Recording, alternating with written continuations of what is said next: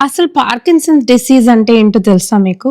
బ్రెయిన్‌లో dopamine production తగ్గడం. ఇది తగ్గడం వలన ఈ మూవ్‌మెంట్స్‌ని రెగ్యులేట్ చేయడం అన్నది దెబ్బతిని ఈ పార్కిన్సన్స్ వస్తాయి. అందుకనే రెస్టింగ్ ట్రెమర్ అంటే రిలాక్స్ అవుతున్నప్పుడు వణుకు రావడం, మనిషి స్లో అయిపోవడం, ఫ్రీజింగ్, మజిల్ టైట్‌నెస్ రావడం, పోస్చర్ మారిపోవడం, బ్యాలెన్స్ ప్రాబ్లమ్స్ రావడం, ఫేస్‌లో ఎక్స్‌ప్రెషన్ తగ్గిపోవడం ఇవన్నీ జరుగుతాయన్నమాట. ఇవన్నీ వచ్చినప్పుడు మీరు న్యూరాలజిస్ట్‌ని సంప్రదించి వాళ్ళు మీకు మందులిస్తారు. ఆ మందుల వలన డోపమైన్ ప్రొడక్షన్ పెంచొచ్చు.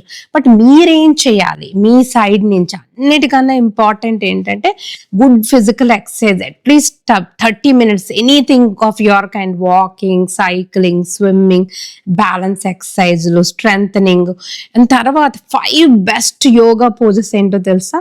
Mountain pose, then cobra pose అంటే మన భుజంగాసనం, తర్వాత వృక్షాసనం, ట్రీ పోజ్, తర్వాత శవాసనం, తర్వాత సేతు బంధాసనం అంటే బ్రిడ్జ్ పోజ్.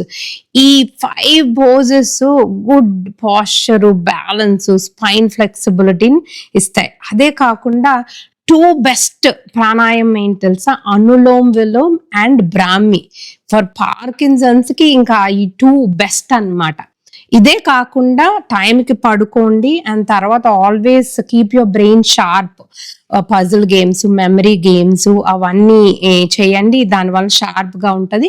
అదే కాకుండా మీ వాయిస్ ఏదన్నా మారిపోయినట్టయితే మీ డాక్టర్‌కి స్పీచ్ థెరపీకి పంపించమని అడగండి. దానివల్ల చాలా ఉపయోగాలు ఉంటాయి. అండ్ నా డైలీ ప్రాక్టీస్‌లో ఇవన్నీ పాటించిన వాళ్ళు ఎంతో ఎంతో ఇంప్రూవ్ అవుతున్నారు.